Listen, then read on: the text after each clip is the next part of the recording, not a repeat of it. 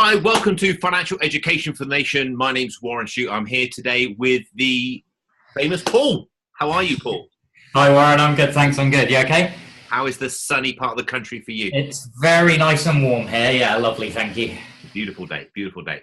So today it's got to be interest rates after yesterday's decision by the Monetary Policy Committee. So interest rates have changed for only the third time in a decade, and they've gone above 0.5% for the first time in 10 years.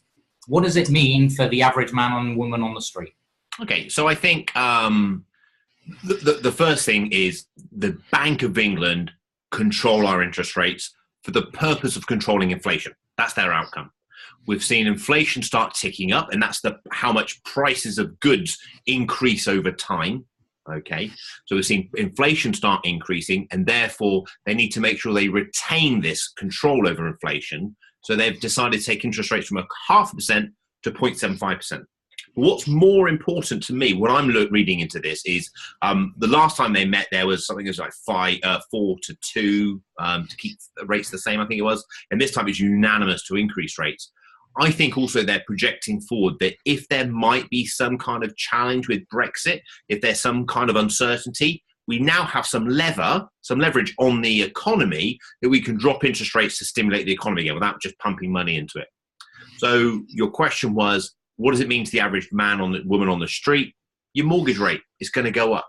Okay, if you're on a variable rate mortgage or on a tracker rate mortgage, your mortgage rate is going to go up. If you're on a fixed rate, well, then your payment isn't going to change until the end of your fixed rate term.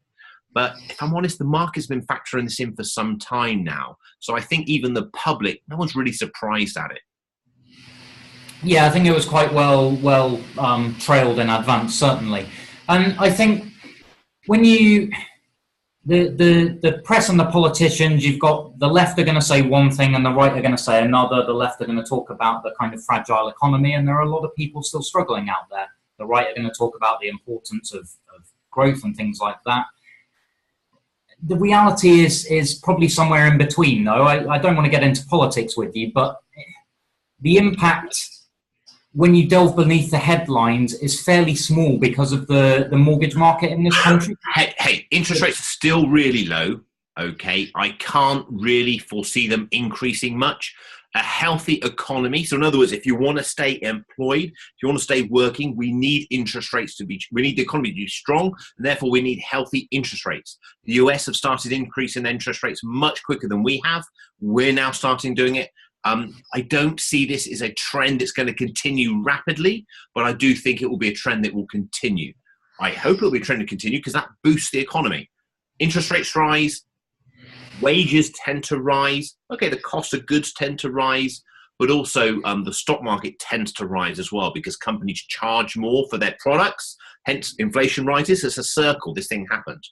So, going back to the money plan, 5 steps. Know what your outcome is, get financially organized, make sure you got your financial foundation in place, and then pay your debt down.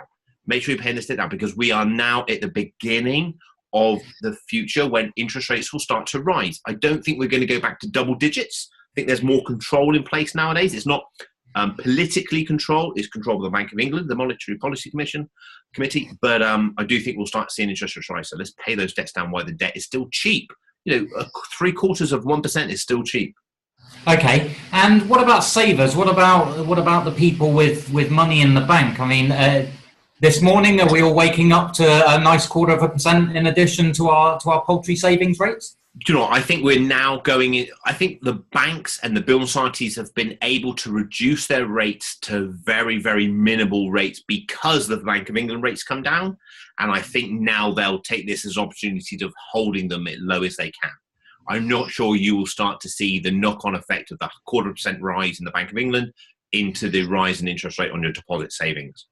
However, what you do have is lots of challenger banks. You have lots of disruption now in the banking market. So I appreciate if you're the more mature generation, if you're the older generation, you may not trust the new names that are coming to the market. But there are lots of newer names coming to the market, and you can do a Google search and find comparison sites. We're hoping to get something like that on warrenshute.com. It will offer you better rates of interest. Just make sure you're protected by the FSCS protection levy and you don't take any risk that you're not comfortable with. Okay, and in terms of property, I think finally on this, is there a kind of bigger picture impact on property prices and what's going to happen with that market? Okay, so the property market is kind of a chain. It starts with the first-time buyers and the buy-to-lets, then ripples all the way up. And at the top end, you've got the very wealthy international investors who like to park their money in London because it's a safe haven, really.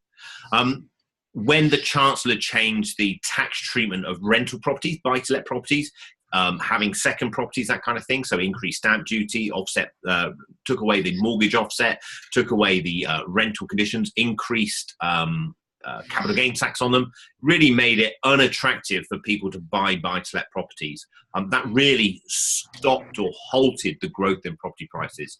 Now we're seeing interest rate rises. I think that's going to have a compounding effect because property is what you call a fixed income investment. It's an asset that generates an income. Okay. Now, most people borrow to buy that asset. When it costs you more money to buy that asset, you're going to pay less for it.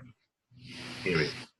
So I think we're going to experience a plateau. I don't think we're going into a property crash. I think the UK is an island. We have under-resourced amount of property, but I do think you'll find that property appreciation over time in the future, whilst interest rate rises, will slow. Because if you look at it, when have we seen the biggest price appreciation? It probably started early 90s, mid-90s, like that, and it's gone all the way up until very, very recent years. I know there's a blip in the financial crisis.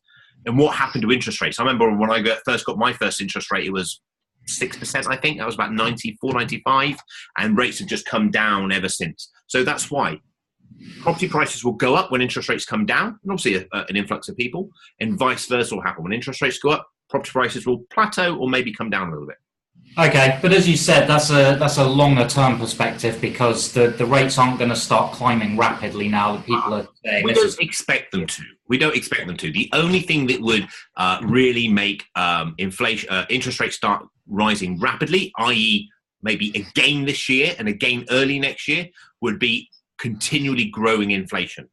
What would cause continually growing inflation would be a booming economy. Things going crazy, lots and lots of sales. We've got so much uncertainty surrounding Brexit and what's going on. People are still a little bit concerned. So I think 0.25% interest rate rise, I was surprised. I didn't think they would do it, but I'm actually pleased they've done it.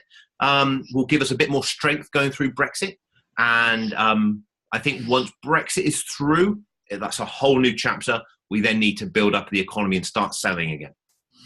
All right, great, thanks. I think that's a nice coverage on that. I think as well, also in the news yesterday, Apple's performance becomes the first $1 trillion company in history. Pretty amazing. What do I say about that? So Apple now is not only probably in everybody's house, it is now the biggest company in the world. That's pretty impressive. Pretty impressive. Started by a guy in his back garden, putting some computers together after he went to see Hewlett Packard, I think, speak at a presentation. And he's now obviously passed away, but his company has now surpassed the likes of Google, which is surprising. There was a race going on between Google, Netflix, and obviously Apple to try and get to the #1 spot. But Apple just picked it. But now watch, okay? Now watch. It's like Roger Bannister doing the 4-minute mile, do you do? Now watch Apple do it. Now watch Google, Netflix, maybe Microsoft, them all going and hitting the $1 trillion mark. So, and does that have a bearing on the wider market? It's a great headline, and it's obviously great news for everybody that's invested in Apple and that's with Apple. But does it tell us anything about the bigger picture?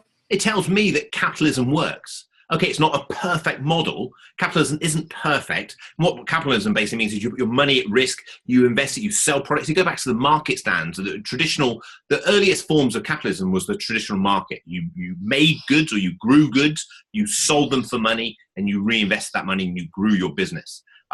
It's not a perfect model, but it works. And if you look at Apple, it's just proving that actually lots of people wrote Apple off or discounted Apple when Steve Jobs passed away, saying that he was the innovator. Now, I do agree they haven't really come out with lots of new things since he passed away, but they're in most people's houses, and they're now commanding a premium. The amount of money you pay for the iPhone 10, is it, or the iPhone X, is ridiculous. It's such an expensive item. So that then fuels competition. you then have the newer companies, particularly from the Far East, bringing in these products that are cheaper. And it gets to a threshold where people say, no, Apple is great, but I'm not paying that for that product. I'm going to buy this product. And my wife was the first in the family to switch away from Apple. And then that spurs the whole thing. And then you have the growth of these up-and-coming companies as well. So this is why the stock market works over the long term. You'll see bumps and rises, and you'll see corrections, everything else. But over the long term, 7 years plus, ideally, the capitalism works, the stock market works. Okay, great. Thank you very much. Great to speak to you. Enjoy the rest of your day.